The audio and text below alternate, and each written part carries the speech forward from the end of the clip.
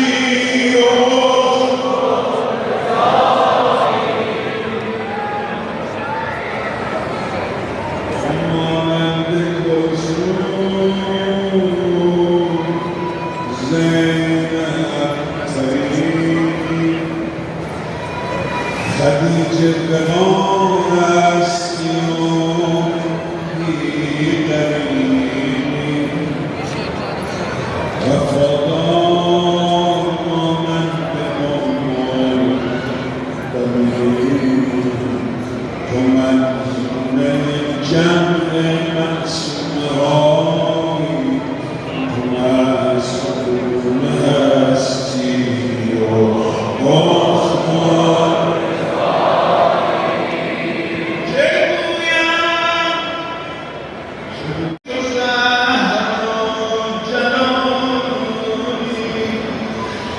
تو زهرا سرشتی تو زهرا سایی تو در دوهش خیران سایی تو معصوم